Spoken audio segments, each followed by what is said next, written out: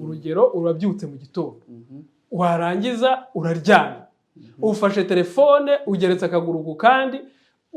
utangiye guscrollinga kuri TikTok urebye ibintu bisekeje uvuye kuri TikTok ujya kuri Instagram uva kuri Instagram urebye amakuru y'imikino uvuye ku mikino ujya ku ntamba ibiganiro byose bidafite ikintu na kimwe biri buze kukubakira bitanakurangira akazi bitanahuye n'ibyo wize utanenda no kujya gukora ugasanga babitayemo umwanya wawe ni ukuvuga ngo ubu uri mushaka akazi nabi mu by'ukuri uwo muntu ari gushaka akazi se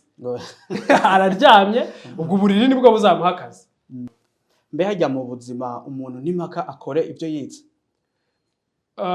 twagiye tunasanga kenshi abantu bahinduye ibyo bigaga ntibaba ari byo bakora baba successful cyangwa bagera ku ntego cyane ntago ari itegeko nta tegeko rihari ubundi rivuga ko ubuzima bukwiye kugenda gutya cyangwa ikizahira wowe ari kira waciyemo mu ishuri kuko akenshi hari n'igihe ababyeyi bagusunikira mu bintu runaka bavuga ati wowe uzaba umudokiteri hari n'inkuru nzi y'umugwino ndanje ahangaha mumfashe ngewe mu mpakazi niyo nakorera ubuntu nta kibazo ariko nige ibyo bintu mukora umutima n'ibyo bufite numara kubimenya nawe utangire kubikora nk'urugero ushobora kujya kwiga guteka gukora professional course bya bindi wahoze umbaza kare ngo umuntu ashobora ngo ni byiza gukora ibyo yize gusa